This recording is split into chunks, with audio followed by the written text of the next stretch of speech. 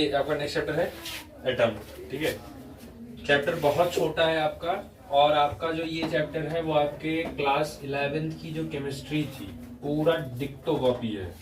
इसमें ऐसा कुछ नहीं है जो आपको कोई फिजिक्स का या जो कुछ नया आपको मिलेगा, आपको सब इसमें पुराना ही मिलेगा। ठीक है, तो ये आपका ये पूरा एकदम एज इट इज जैसे आपने क्लास 11th की केमिस्ट्री पढ़ी थी, एटम स्ट्रक्चर ऑफ एटम आपने पढ़ा था, एज इट इज सेम।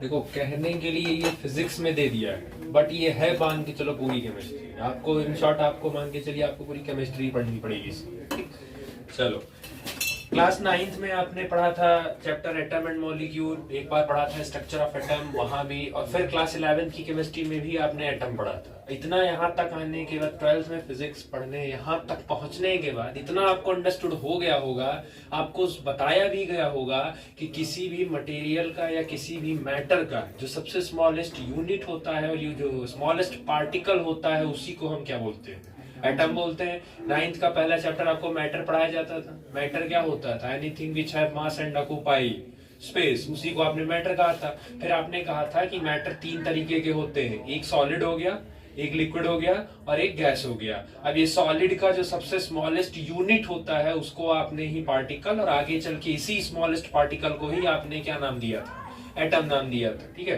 तो किसी भी मटेरियल का या किसी भी मैटर का जो सबसे स्मॉलेस्ट पार्टिकल होता है उसको हम क्या बोलते हैं, एटम बोलते हैं। एटम जब जैसे जैसे ये चीजें चलती गई आगे और बढ़ता गया तो हमारे पास 2 फेमस साइंटिस्ट हैं जिनके नाम ज्यादातर आते हैं। पहला डेमोक्रिटस और दूसरा इंडियन थे महर्षि गणाद।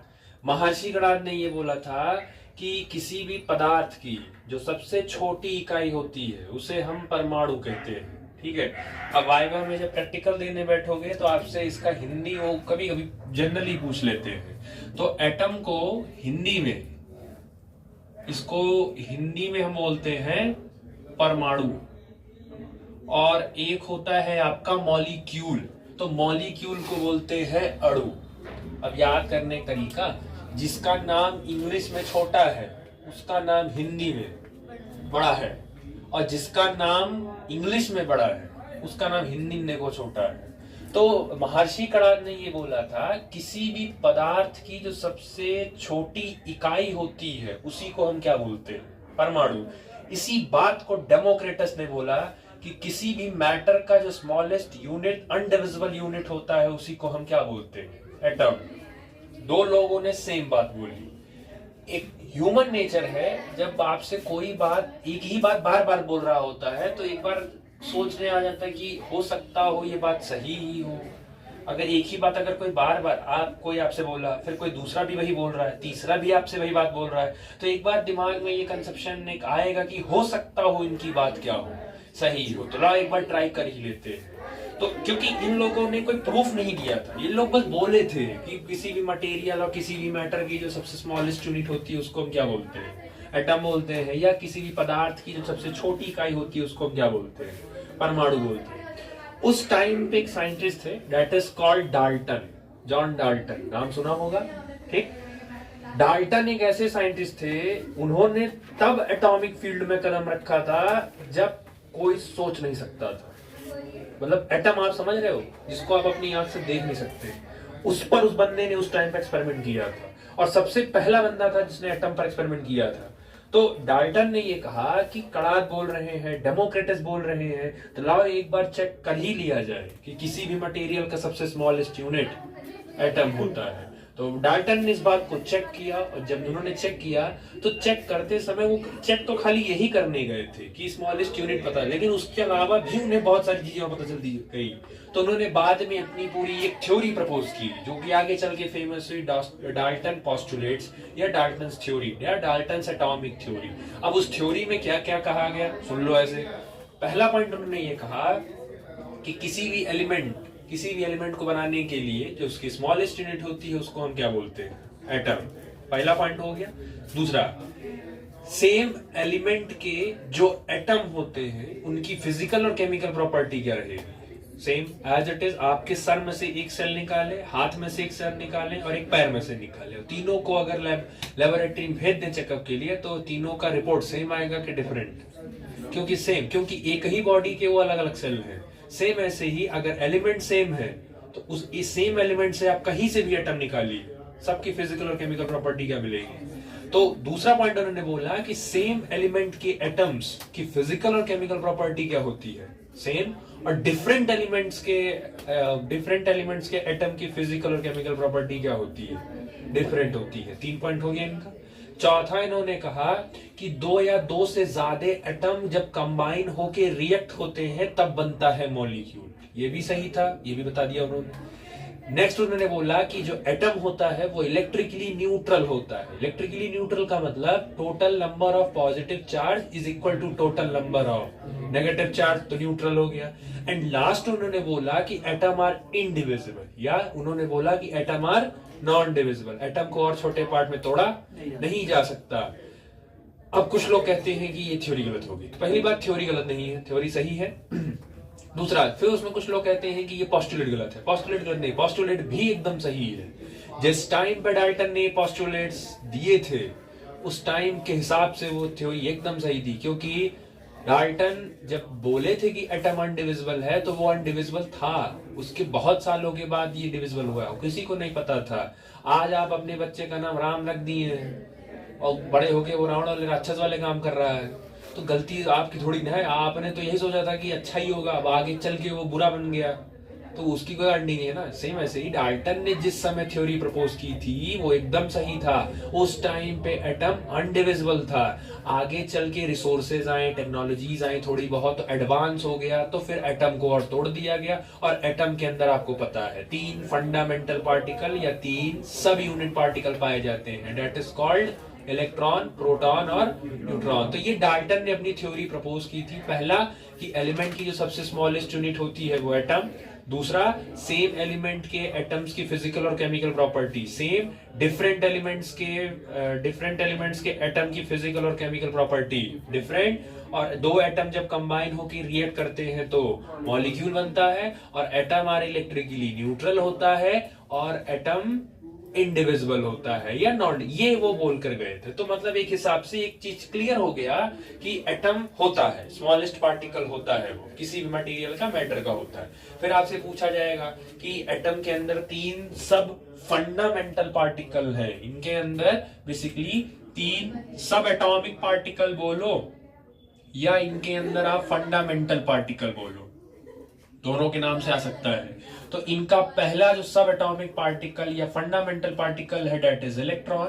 दूसरा है आपका सब atomic particle that is proton. और तीसरा सब एटॉमिक पार्टिकल है आपका न्यूट्रॉन।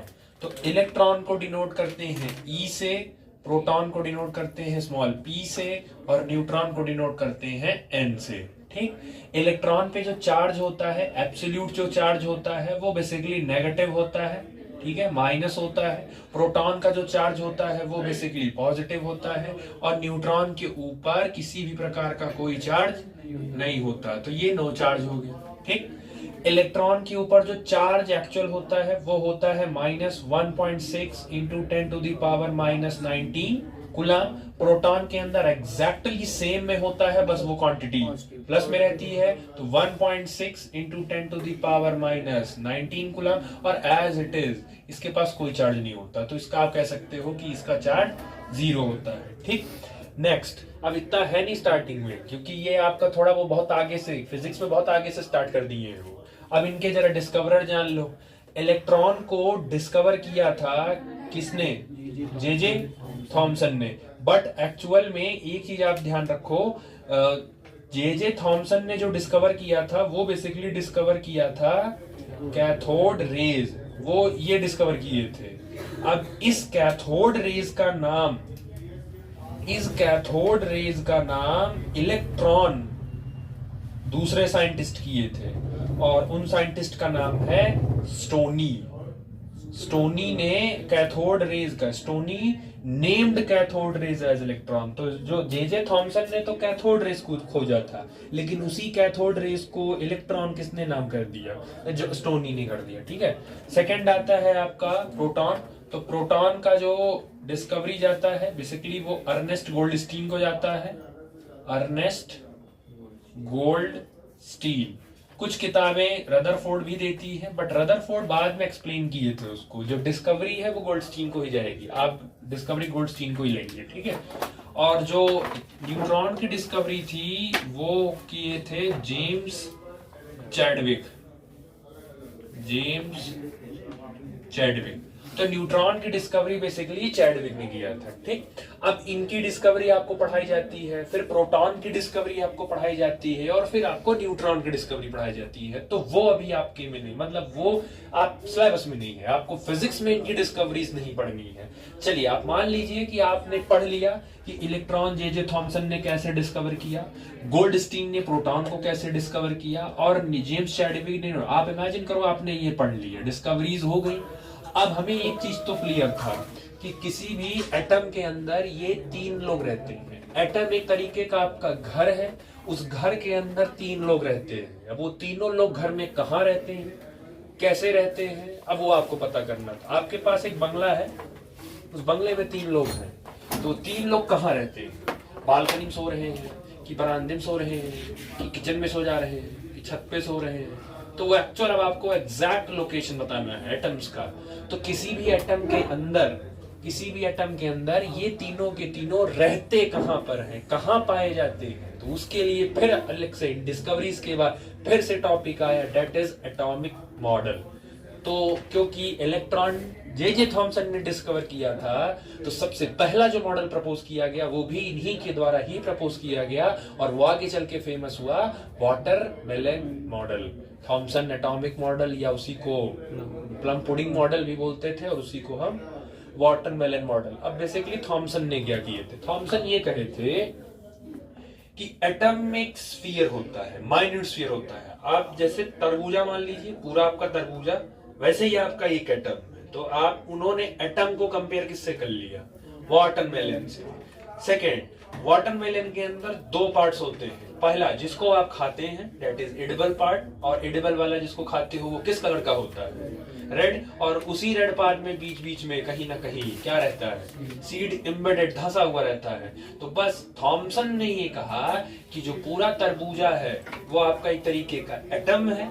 तरबूजे के अंदर जो आपका रेड पोर्शन है जिसको आप खा रहे हो, रेड वाला पोर्शन, वो प्रोटॉन है, और जो सीड कहीं कहीं धंसा हुआ है वो बेसिकली आपका इलेक्ट्रॉन है। तो उन्होंने क्लियर कट समझा दिया कि किसी भी आपका जो वाटरमेलन होता है,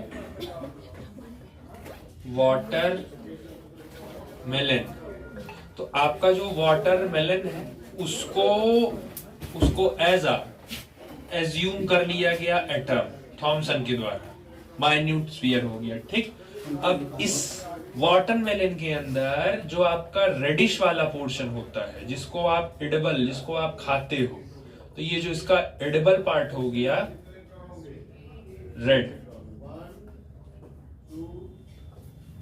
रेड पार्ट जो हो गया, इस रेड पार्ट को उन्होंने क्या नाम दिया?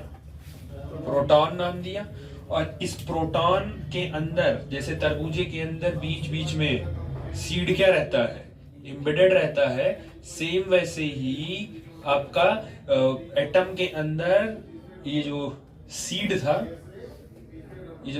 था, इस सीड को उन्होंने किससे कंपेयर कर लिया? इलेक्ट्रॉन से कंपेयर कर लिया। तो बेसिकली ये था। अब इसमें कुछ कमियां हैं, थॉमसन के मॉडल में कुछ कमियां थी। डाल्टन की थ्योरी के हिसाब से एटम क्या है? इलेक्ट्रिकली न्यूट्रल, मतलब प्लस और माइनस दोनों की संख्या क्या है? बराबर। आप जरा बुद्धि लगाइए, तरबूजे में कौन सा हिस्सा ज्यादा होता है? रेड ज्यादा होता है, बिया तो कहीं कहीं होता है ना। तो अगर रेड पोर्शन ज्यादा है और प्रोटॉन, मतलब प्रोटॉन ज्यादा है, और प्रोटॉन पे कौन सा चार्ज होता है? तो पॉजिटिव का संख्या। और सीड तो कहीं कहीं होता है, बीच बीच में धंसा है, तो सीड मतलब इलेक्ट्रॉन, तो इलेक्ट्रॉन का क्या हो गया? तो नेगेटिव तो आप कम हो गया और पॉजिटिव आपका, तो ये न्यूट्रल कैसे होगा? एक ज्यादा है और दूसरा, एटम बैलेंस नहीं होगा। आप दो भाई हैं, एक बहुत अमीर है, एक बहुत गरीब है, एक बंगला में रह रहा है, ऐश कर रहा है, दूसरा खाने का नहीं पैसा, तो ये तो डिफरेंस आ जाए ना। अब एक ही माँ बाप से दोनों आए थे, तो बस वही समझो, इसी रेड वाला प्रोटॉन पॉजिटिव ज्यादा है, ये कम है, तो इलेक्ट्रिकली न्यूट्रल नहीं हो पाया। न्यूट्रल होने के लिए दोनों की संख्या क्या होनी चाहिए, बराबर होनी चाहिए। तो थॉमसन का मॉडल एटम की स्टेबिलिटी को एक्सप्लेन नहीं कर रहा था, उसकी इलेक्ट्रिकल न्यूट्रलिटी को एक्सप्लेन नहीं कर रहा था। ये बात सबको पता थी, लेकिन इस बात को गलत करने की हिम्मत किसी में नहीं थी, क्योंकि थॉमसन पहला सब एटॉमिक पार्टिकल खोजे थे। इतना बड़ा साइंटिस्ट था वो, जिसको आप देख नहीं सकते एटम, उसके अंदर उसने इलेक्ट्रॉन खोजा था और लोगों को बताया कि नेगेटिव चार्ज होता है। तो भाई इनसे बढ़ना इतना आसान नहीं था।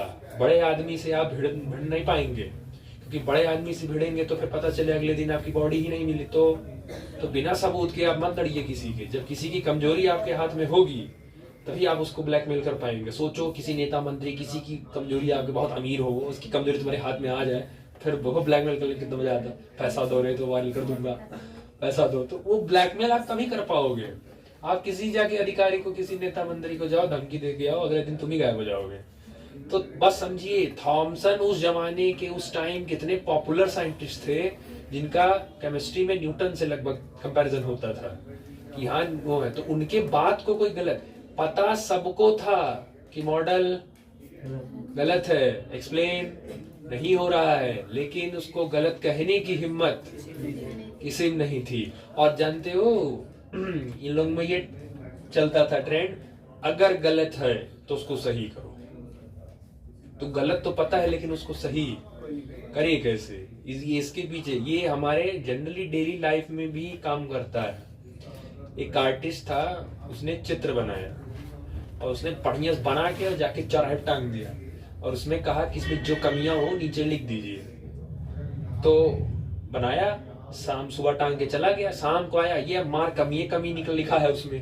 अब वो जो लिखा था उस सभी कमी को उसने सुधारा। अगले दिन फिर वही, फिर जब अगर कमी उसका निकला, ऐसे उसने 3-4 दिन तक किया और बार बार कमी निकल रहा है। तो कह रहा मैं क्या करूं, तो उसने अपने पिताजी को बताया। तो पिताजी ने कहा ऐसा है, तुम ये लिखो कि इसमें जो कमी है उसको बताएं और उस कमी को सुधार करें। अगले दिन लगाया, कोई कमी ही नहीं निकली। तो मोरल ऑफ द स्टोरी समझे, कमियां निकालेंगे लोग, लेकिन उन कमियों को निकाल के आपको बता के उसको सुधारेंगे नहीं वो। तो वही सेम है, इनके लोग में यही ट्रेंड चलता था। अगर आपने कहा कि मॉडल गलत है तो पहले बताइए सही वाला कौन सा होगा था। तो कोई कर ही नहीं पा रहा था इसको प्रूव सही। तो अब आप थॉमसन का मॉडल गलत करेंगे तब करेंगे जब आपके पास कोई दूसरा मॉडल पहले से प्रेजेंट होगा जो थॉमसन के मॉडल को गलत साबित कर सकता होगा। ठीक, यहां तक फिजिक्स में नहीं है। फिजिक्स यहां से स्टार्ट की ही नहीं है, फिजिक्स अब अगले टॉपिक से स्टार्ट की है, लेकिन वो जानने के लिए इतना आपको बैकग्राउंड पता होना चाहिए। तो थॉमसन के मॉडल को गलत साबित करने के लिए ऐसा नहीं है कि एक्सपेरिमेंट नहीं हुआ होगा। एक्सपेरिमेंट बहुत सारे होते हैं, बहुत होते हैं, लेकिन आपको कॉपी में, बुक में सीबीएसई आपको वही पढ़वा रही है जिस एक्सपेरिमेंट से कुछ ना कुछ आपको पता चलता है, बस वही है। तो इनके मॉडल को करना था गलत। अब गलत करने के लिए और भी लोगों ने किया होगा, लेकिन उसी में से एक एक्सपेरिमेंट कहीं दूर किसी देश में रदरफोर्ड कर रहे थे।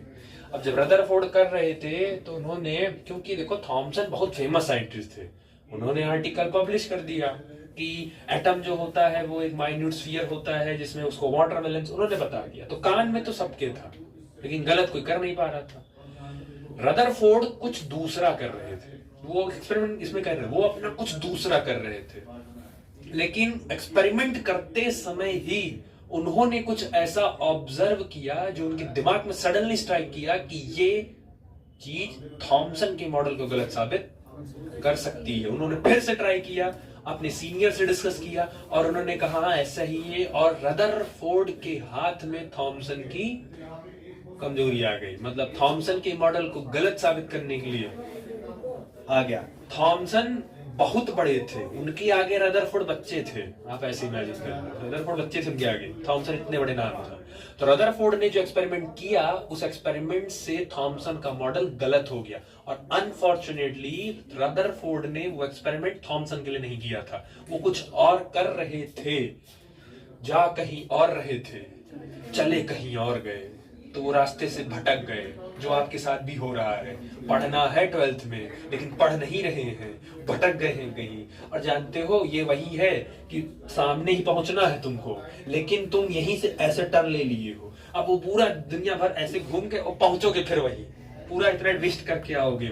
तो बस वही है कि एक्सपेरिमेंट करना था, तो वो गलती से हो गया उनसे, और उनको कमजोरी मिल गई, तो उन्होंने तुरंत का तुरंत पब्लिश किया, समझाया कि थॉमसन का मॉडल गलत है। और क्यों गलत है, उन्होंने खुद एक्सपेरिमेंट करके दिखाया कि क्यों गलत है। और रदरफोर्ड के एक्सपेरिमेंट के बाद थॉमसन का मॉडल रिजेक्ट कर दिया गया, गलत हो गया। तो क्या था वो एक्सपेरिमेंट, वही आपके फिजिक्स में है। तो फिजिक्स ने यहां से स्टार्ट किया है कि रदरफोर्ड ने कौन सा एक्सपेरिमेंट किया था, क्यों किया था, कैसे किया था, सब समझ में आया।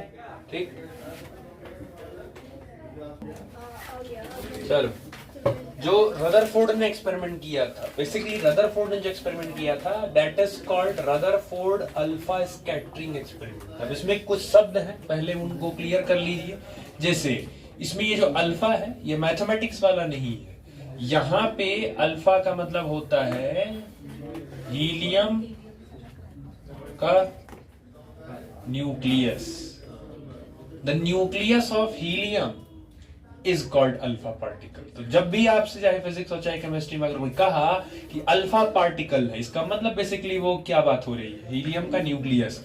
अच्छा, हीलियम का एटॉमिक नंबर कितना होता है, 2। एटॉमिक मास कितना होता है, इसका मतलब हीलियम का मास कितना होता है, 4u या 4 ग्राम आप बोल सकते हो। हीलियम पर कितना पॉजिटिव चार्ज होता है, अगर आपसे कोई पूछा कि हीलियम के ऊपर पॉजिटिव, तो आप मैं कही हीलियम के ऊपर 2 पॉजिटिव चार्ज होता है। तो हीलियम का मास 4u होता है, 4 एटॉमिक मास यूनिट होता है, या 4 ग्राम आप कह सकते हो। सेम अल्फा पार्टिकल का मास भी वही होता है। हीलियम का जो चार्ज होता है वो +2 होता है, और अल्फा पार्टिकल का जो चार्ज होता है वो भी आपका +2 होता है। ठीक, इस एक्सपेरिमेंट के लिए कुछ सामग्रीज की आपको जरूरत पड़ेगी। जैसे पहला सामग्री, आपको पहला चाहिए गोल्ड फॉइल, गोल्ड की आपको शीट चाहिए, चद्दर चाहिए आपको। दूसरा, आपका अल्फा पार्टिकल दिया ही है, आपको अल्फा पार्टिकल चाहिए।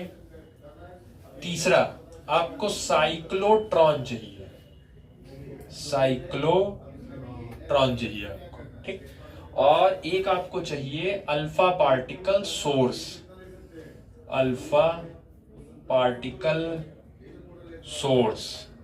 ये 4 चीजें चाहिए। और आप एक और ले सकते हैं एक्सपेरिमेंट परफॉर्म करने के लिए, सेंटिलेशन स्क्रीन, सेंटिलेशन स्क्रीन।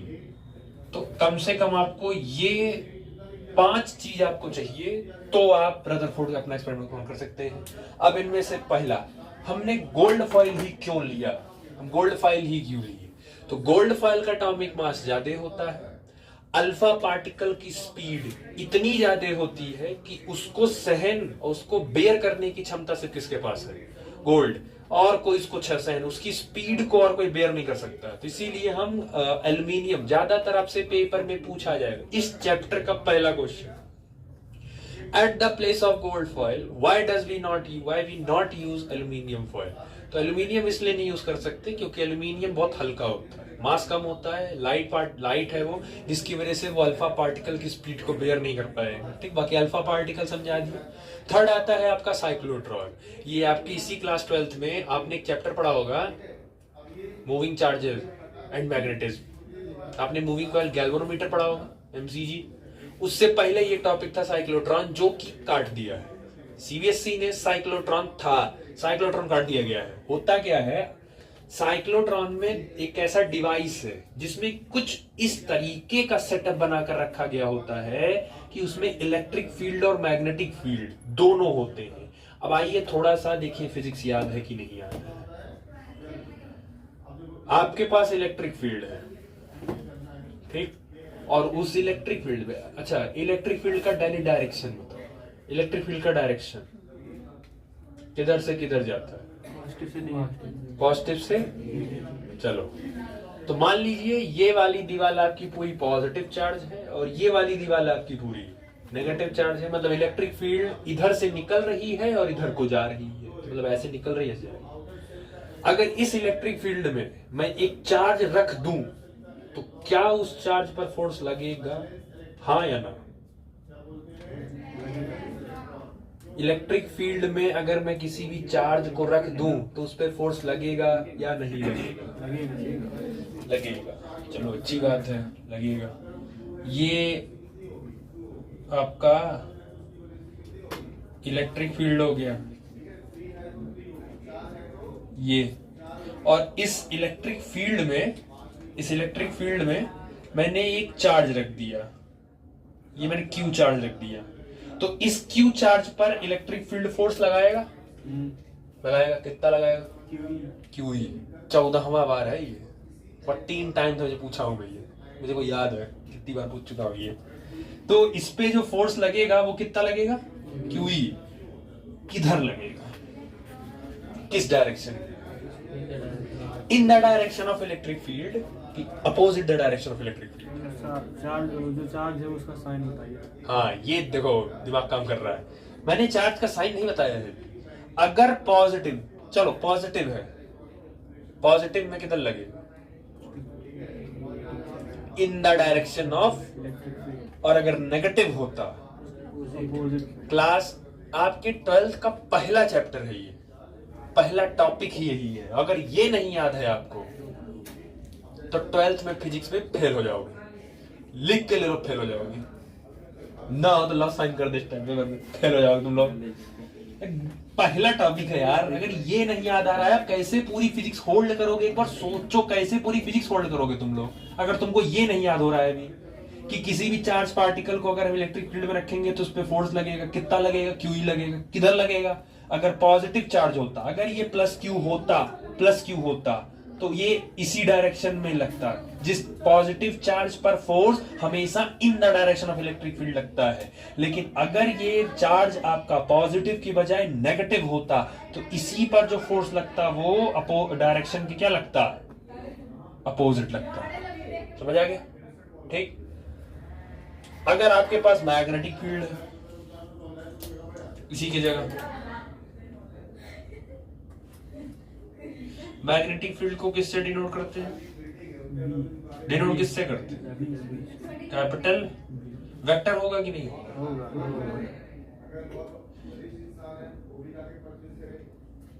तो ये हो गया आपका मैग्नेटिक। अब सेम का मैंने फिर से किया, मैंने इसमें भी अपना एक चार्ज रख दिया, इस क्यू को मैंने इसमें रख दिया। बताओ फोर्स लगेगा कि नहीं लगेगा?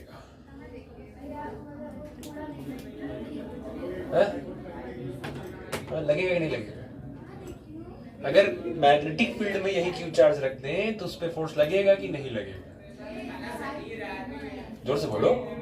जब तक वो मूविंग होगा तब हाँ, रटवाए थे, लिखवाए थे कि रेस्ट चार्ज पर magnetic field force. Magnetic field तभी फोर्स लगाता है जब चार्ज, तभी तो चैप्टर का नाम पढ़ा था moving charges and magnetism. Magnetic force, magnetic field charge पर तभी फोर्स लगा सकता है जब चार्ज मोशन में हो। अगर चार्ज रेस्ट पे है तो कोई भी फोर्स नहीं लगेगा उसके ऊपर। इलेक्ट्रिक के साथ ऐसा नहीं था। इलेक्ट्रिक चाहे चलो चाहे रुको हम लगाएंगे फोर्स।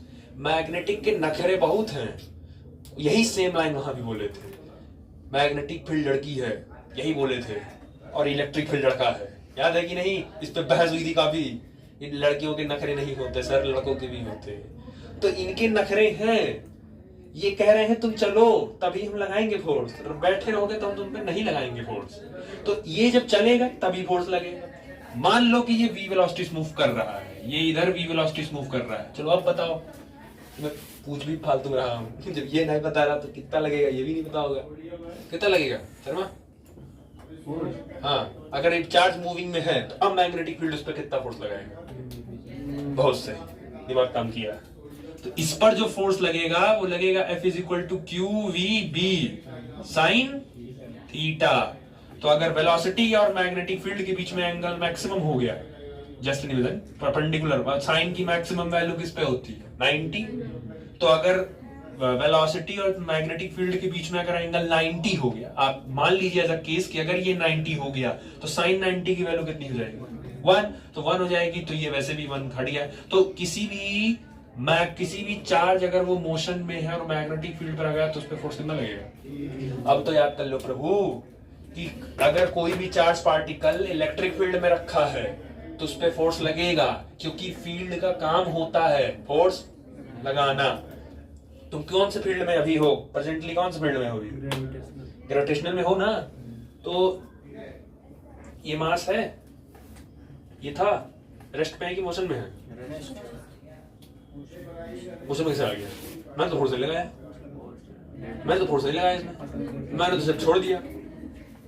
क्यों, वो इसलिए क्योंकि ये कौन सी फील्ड में है, ये ग्रेविटेशनल फील्ड में है, तो ग्रेविटेशनल फील्ड इस पे फोर्स लगाएगा। सेम वैसे ही फील्ड का काम होता है फोर्स लगाना, उसे जनरेट कौन कर रहा है उसके नाम पर है। अगर फील्ड मास बनाया है तो ग्रेविटेशनल फील्ड, अगर फील्ड चार्ज बनाया है तो इलेक्ट्रिक फील्ड, और अगर फील्ड मैग्नेट बनाया है तो मैग्नेटिक फील्ड। सिंपल, समझ आ गई। अगर फील्ड है तो फोर्स लगेगा। इनमें से भी सबसे ज्यादा नखरे हैं इसके मैग्नेटिक फील्ड के हैं। चार्ज को कह रहा है तुम चलो तभी मैं लगाऊंगा, तुम रुको रहोगे तो मैं नहीं लगाऊंगा। इलेक्ट्रिक फील्ड को कोई मतलब नहीं। जैसे घर में हो गई मम्मी, तुम स्कूल से गए घर पे, जनरली नहीं मम्मी नहीं कह सकते, मम्मी लोग को थोड़ा बहुत फिक्र रहती है, खा लो खाना, नहीं खाए हो, मम्मी लोग को रहती है। आपके घर में कोई ऐसा जरूर होगा जिसको कोई फर्क नहीं पड़ता है आपसे। हाँ मतलब जरूर होगा, कोई चाहो खाए चाहो ना खाओ, चाहे जहां जाओ उसको घंटा कोई फर्क नहीं पड़ रहा है। तो वहां समझ लीजिए इलेक्ट्रिक फील्ड वही है, चाहे रुके रहो चाहे चले जाओ, हम मेरे मुंह से तो हम फोर्स लगाएंगे। और अगर मैग्नेटिक फील्ड है तो बेसिकली चार्ज उसमें किस में होना चाहिए, मूविंग में होना चाहिए। ये दोनों बातें क्लियर हो गई सेपरेटली। अभी दोनों दो अलग अलग चैप्टर में था, अभी तो उसको तो 2-3 चैप्टर पहले पढ़ के आए हो। अच्छा, इन दोनों का मैंने अलग से एक चीज लिखवाई थी कि अगर कोई भी चार्ज पार्टिकल इलेक्ट्रिक फील्ड में जाएगा तो उसकी ट्रेजेक्टरी क्या होगी, और अगर कोई चार्ज पार्टिकल मैग्नेटिक फील्ड में जाएगा तो उसकी ट्रेजेक्टरी क्या होगी। इलेक्ट्रिक फील्ड में स्ट्रेट जाएगा और मैग्नेटिक फील्ड में सर्कुलर जाता है। तो ये दिमाग तुम्हारा पेपर के टाइम कहा जाता है, तुम्हारा नंबर क्यों कमाता है फिर, समझे। दिमाग है, बस दिमाग बीच में से कहीं डाइवर्ट हो जाता है। वहां क्लियर कट हिंदी में लिखवाए हैं, इलेक्ट्रिक फील्ड चार्ज को एक्सेलरेट करता है और मैग्नेटिक फील्ड उसको सर्कुलर पाथ में। तो मैग्नेटिक फील्ड किसी भी चार्ज को हमेशा सर्कल में घुमाएगा और इलेक्ट्रिक फील्ड हमेशा उसकी स्पीड को बढ़ाएगा। यही टेक्निक यूज किया जाता है किसमें। अब आप सोचो, एक डिवाइस साइक्लोट्रॉन बनाने के लिए पूरा 2 चैप्टर लगा है, तब जाके एक डिवाइस बना है। एक डिवाइस के लिए पूरा 2 चैप्टर एक्सप्लेन करना पड़ा आपको। तो साइक्लोट्रॉन के अंदर एक ऐसा मैकेनिज्म सेट किया जाता है कि उसके अंदर इलेक्ट्रिक फील्ड भी होता है, उसके अंदर मैग्नेटिक फील्ड भी होता है, और उसके अंदर चार्ज पार्टिकल, कौन सा चार्ज पार्टिकल, अल्फा पार्टिकल को उसके अंदर भेजा जाता है।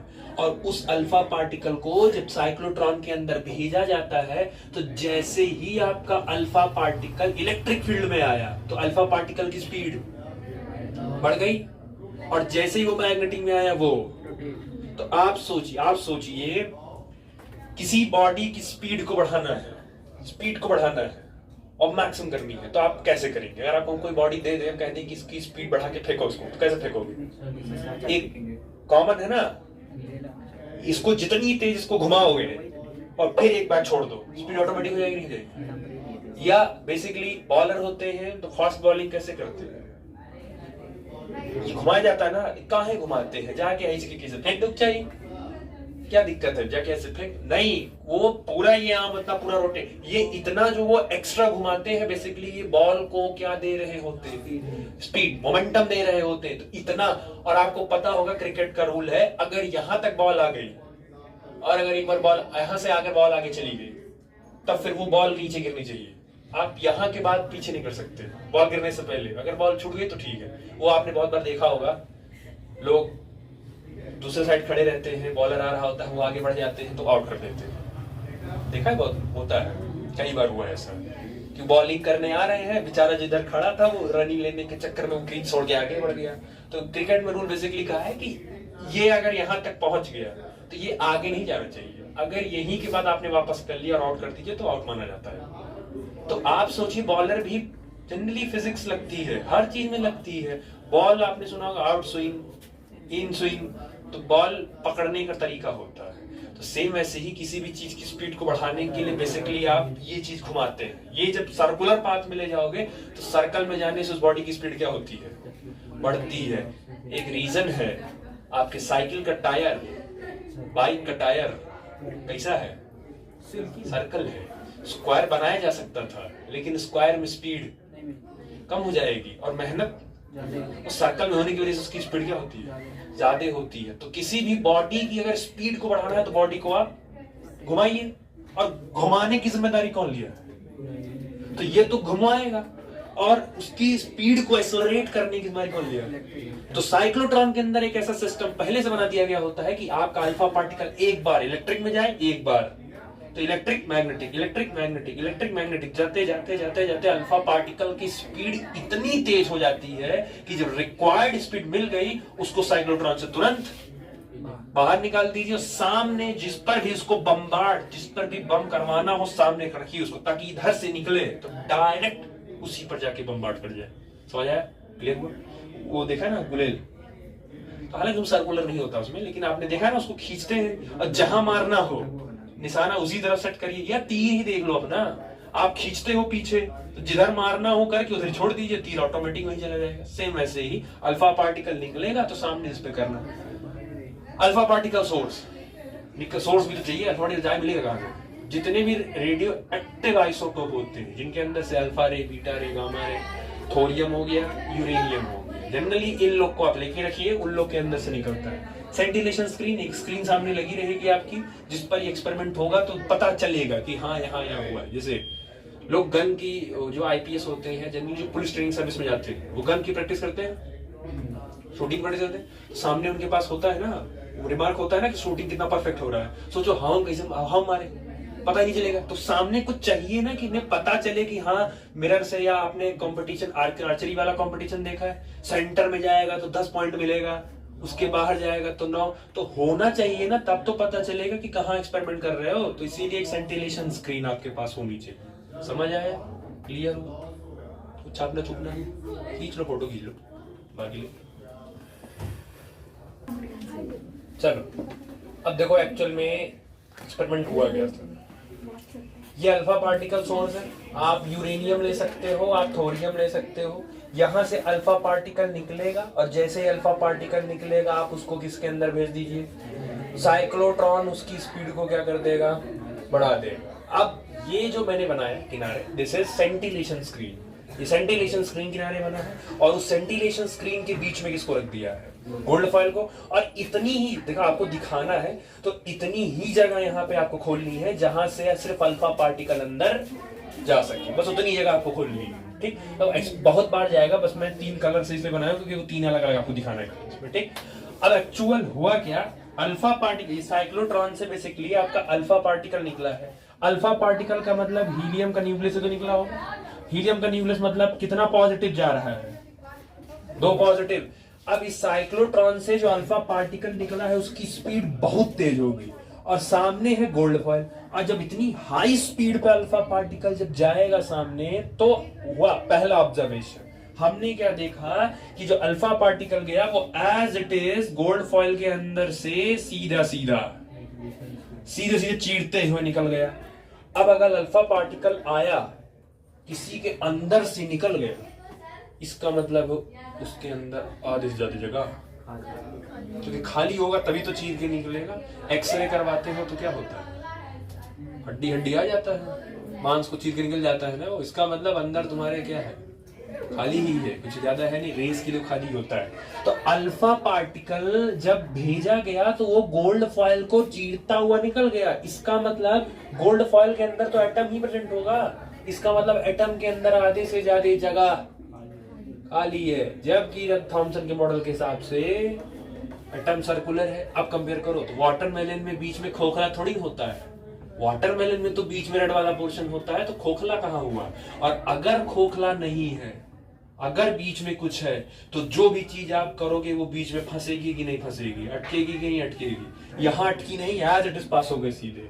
तो गोल्ड फॉइल से अल्फा पार्टिकल सीधे निकल गया, इसका ये मतलब है कि एटम के अंदर आधे से ज्यादा जगह खाली है। पहला हो गया।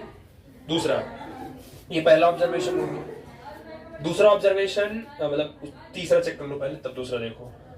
नहीं, दूसरा देख लो।